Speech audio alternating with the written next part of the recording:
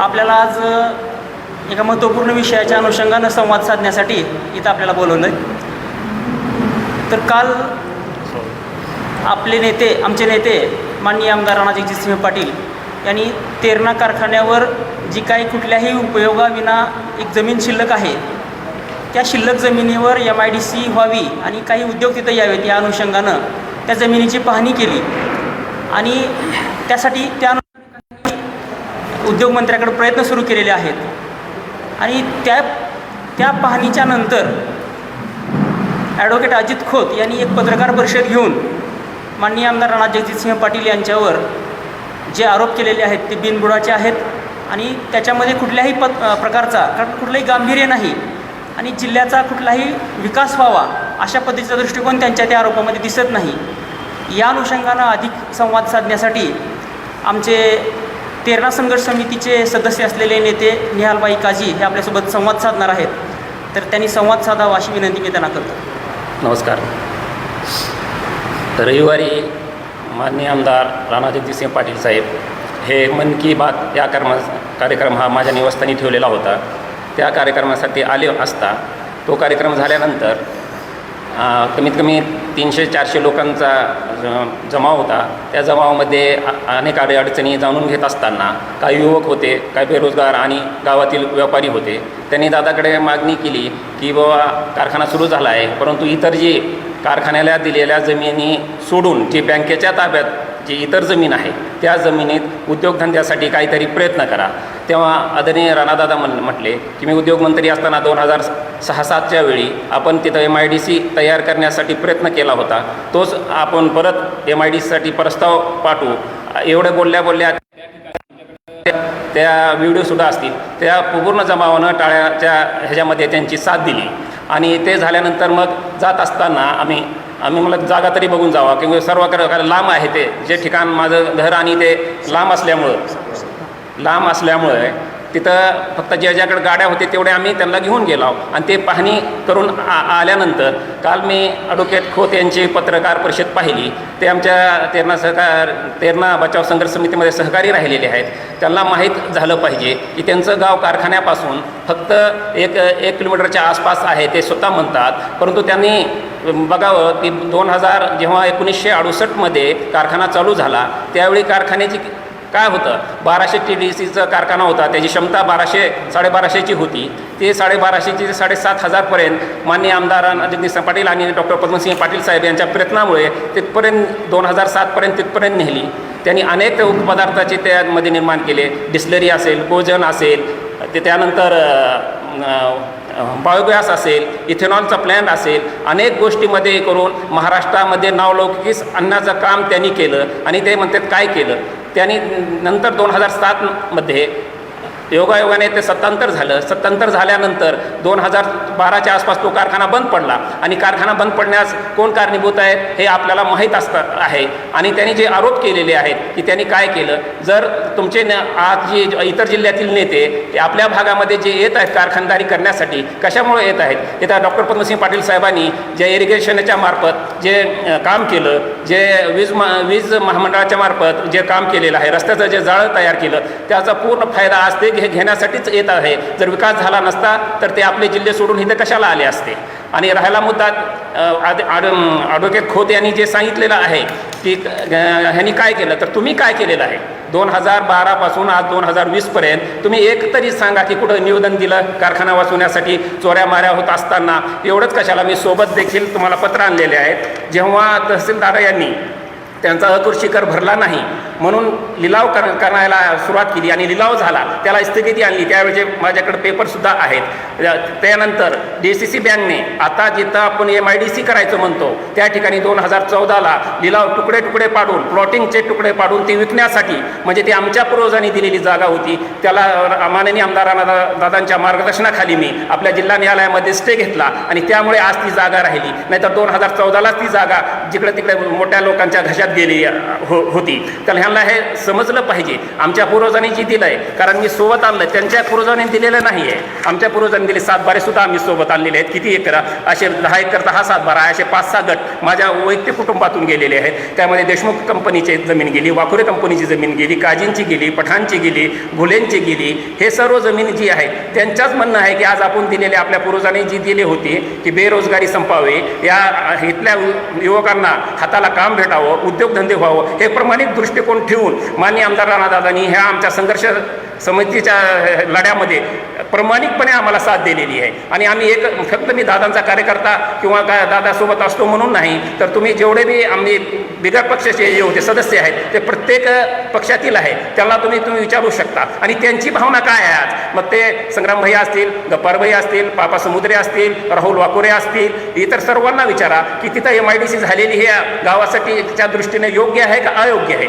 मग काय होणार, उद्या BCC बँक हे त्या जागेचं लिलाव करून किंवा त्या या जागेचे एखाद्या धनदांडग्याच्या मध्ये देतील आणि ते उद्योगधंदे आणतील बी. आणलेले उद्योगधंदे कोणाला देतील, मग बिहारी लोकांना आणून तिथं कामं करायला लावतील आणि आमच्या बेरोजगार जो तरुण आहे तो तसाच राहील. आणि त्यांनी तुम्ही प्रश्नसुद्धा केला त्यांना, काल मी बघितलं ते की तुम्ही म्हणला त्या जागेत तुम्ही काय करू इच्छिता, त्यांचं काय ध्येय आहे. ठीक आहे, आमचं चुकीचं आहे, तर त्यांचं काय ध्येय आहे, त्यांनी उत्तर दिलं का तुम्हाला, काय करणार. म्हणले उद्योग. अरे बाबा, ज्या लोकांनी व्यवसायासाठी जी दुकानं टाकली आहे, तुम्ही बघा, आता माझ्यासोबत चालू शकता, समोरच्या बाजूला दुकानं आहे, ती बँडसीला चिटकून जी जागा आहे ती जास्तीत जास्त 1 एकर जागा आहे. त्यांना तर आम्ही 100% त्यांना योग्य न्याय देणार आहोत. त्याच्यापेक्षा चांगली दुकानं त्यांची कशी होतील आणि त्यांना उद्योगधंदा कसाच चालतील, त्यासाठी MIDC आणायचे. त्यांचे दुकानं बंद पाडण्यासाठी किंवा त्यांना काढण्यासाठी हा व्यवसाय केलेला नाही आहे. तर त्यांनी ह्याची गोष्ट लक्षात घ्यावी. 2012 पासून जे झोपले होते, आता आम्ही जेव्हा तेरणा संघर्ष समिती निर्माण केली आम्ही हे 5-6 लोकांनी, आणि त्यांना आम्ही गावात जाऊन इन्व्हाइट करायला गेलो आणि तेव्हा नंतर ते सामील झाले. आणि मीच केलं हे जर सर्व दाखवत असतील तर हे चुकीचं आहे. यापुढे जर त्यांनी अशा बिनबुडाचे आरोप केले तर हे सहन केले जाणार नाही. जसेच तसे त्यांना उत्तर देण्यात येईल. त्यांना वाटत असेल आमच्या नेत्यावर चिखलफेक करून त्यांचं काय मनोबल वाढत असेल किंवा त्यांचं लोकमत तयार होत असेल तर साफ चुकीचं आहे. याला प्रत्येक आमचा ढोकीचे नागरिक म्हणून ढोकीचा व्यवसाय वाढणार आहे या दृष्टीने आम्ही सर्व मिळून त्याला जसे जसे उत्तर दिल्याशिवाय राहणार नाही.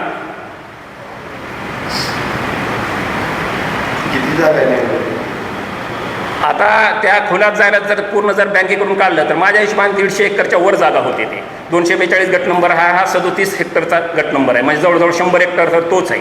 त्यापैकी 70 एकर माझ्या पूर्वजांची जागा आहे. त्यामध्ये ह्यांना बोलण्याचा सुद्धा त्याच्यात अधिकार नाही.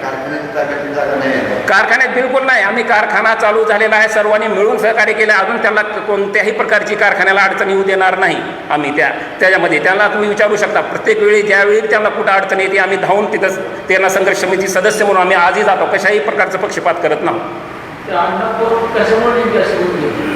आणि आम्हाला वाटतं की मग त्यांना कोणाच्या तरी ही जागा जी जागा आहे कारखान्याची कमी पैशामध्ये कोणाच्या तरी धनदांडग्याच्या घशात घालायची असेल असं आम्हाला या त्यांच्या भूमिकेवरून वाटायला लागलं आहे. मग त्यांनी तरी एक प्लॅन सादर करावं तुमच्यासमोर की इथं बाबा उद्योग आणण्यासाठी काय केलं पाहिजे.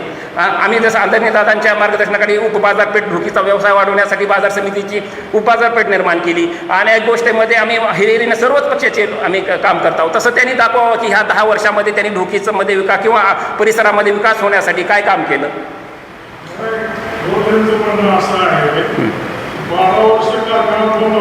जी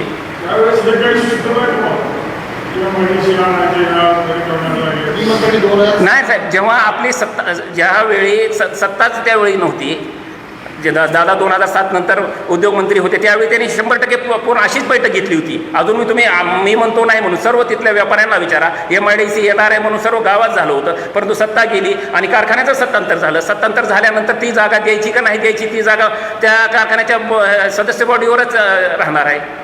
त्यामुळे तो विषय पेंडिंगमध्ये राहिला.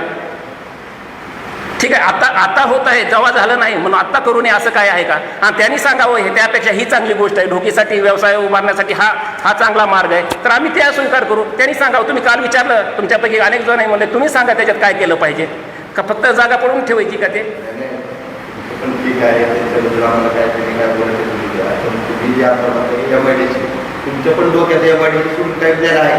नाही, MIDC असल्यामुळे काय होणार, अनेक लोकांना तर एकट्याचं होणार नाही. कुणाला जर उद्या बँकेने दिली, लिलाव काढून दिली किंवा BOT तत्वावर दिली किंवा एकाची मालमत्ता राहणार ती, मग ते उद्या काय करायचं त्याचं प्लॅनिंग राहिला. परंतु जर समजा 10-25 उद्योग झाले, 25मध्ये 10 उद्योग तरी स्थानिकचे लोक तिथं कामाला लागतील, 5 लोक तिथे स्थानिकचे उद्योजक होतील. ह्याच्यापेक्षा चांगला उद्योग कोणता राहणार आहे? किंवा मग दुसरा पर्याय ही राहतील की जे जमीनवाले ते म्हणतील आमची जमीन परत करा.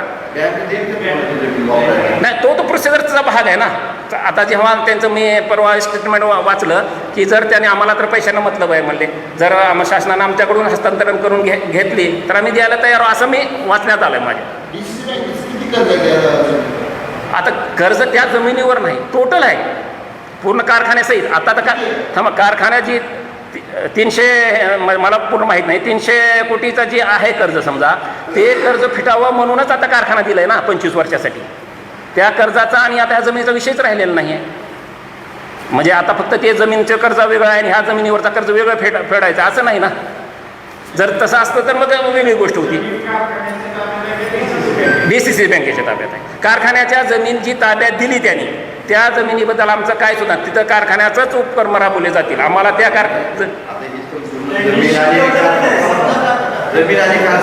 जे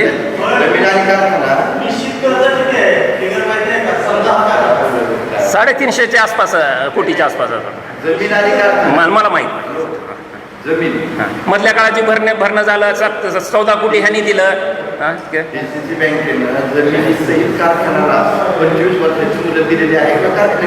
नाही, जमिनी सहित दिली आहे, परंतु त्या जमीन देत असताना त्याच्यामध्ये गट नंबर टाकलेत. एवढेच गट नंबर त्या म्हणजे जेव्हा जाहीर परिस्थिती झाली, टेंडर ओपन करण्यासाठी जी नियम अटी तयार करण्यात आल्या, त्यावेळी ही जमीन बाजूला ठेवण्यात आली. कारण ही कमर्शियलची जमीन आहे, याच्यात उद्योगधंदे करता येईल हा उद्देश ठेवूनच ती बाजूला ठेवली, कारखान्याला दिली नाही. तेवढी जमिनीची गरज नाही. 400 एकरची जमीन, 410 एकर जवळजवळ जमीन आहे, त्यापेक्षा 200च्या आसपास काहीतरी जमीन त्यांना दिलेली आहे. मी आज सकाळी त्यांना फोनवर करून विचारलो आहे, लावण साहेब म्हणून जे आहेत, तर ते म्हणले मला बी निश्चित माहीत नाही, मी तुम्हाला माहिती देतो. नाही, काय गरज नाही. त्यांच्या ताब्यातली जमीन नाही, त्यांना दिलेलीही नाही ती जमीन.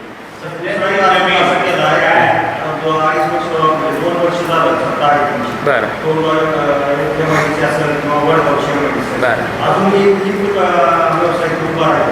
नाही, बघा जे कर्ता पुरुष असतो त्याचं काम तुम्हाला आणून वस्तू देणं आहे, ठीक आहे. जी जर तुमच्याकडे पायाभूत सुविधाच नसतील, आज उद्या समजा माझ्या मनात आला एक उद्योजक म्हणून किंवा इतरच्या उद्योजक आलं, तर तिथं जमीन पुन्हा ॲक्वायर करायची का? आज जेव्हा जमीन उपलब्ध झाल्यानंतरच पुढच्या गोष्टी होतील ना. एक शेतकरी म्हणून तुम्ही म्हणा, जेव्हा ऊस लावायचा तर गहू लावायचा, काय लावायचं हे कधी सिद्ध होईल? जेव्हा तुमच्याकडे जमीन असेल तर जमीन तरी अगोदर उपलब्ध करून ठेवावं लागेल ना. का ती नाही यायच ना, वर भीती चालूच आहे, सोलारचं प्रोजेक्ट चालूच आहे.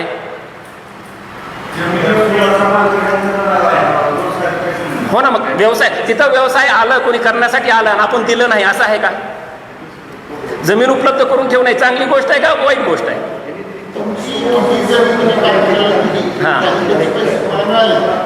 आम्हाला पैसे म्हणजे तत्पुंच्या भावात भेटलेले जे पैसे आहेत, पैशाला कोणी नव्हता. फक्त आनंद कशाचा होता? जमिनी होत्या की आपल्या लेकराबाळांसाठी, येणाऱ्या पिढीसाठी काही ना काही चांगल्या गोष्टी होणार आहेत, त्यामुळं हुरहुरूने पैसे भेटले की नाही, किती दिवसानंतर पैसे भेटलेत ती. फक्त आपल्या इथं कारखाना व्हायला लागलाय आणि चांगली गोष्ट आहे ह्या कारणाचा, आणि आपल्या बेरोजगार मुलांना काम भेटणार आहे, इथं उद्योगधंदे तयार होणार, ह्याच कारणासाठी. आम्ही म्हणून नाही, ज्याने दिलं सर्वांनी. ते टोटल 410 एकर जमीन आहे.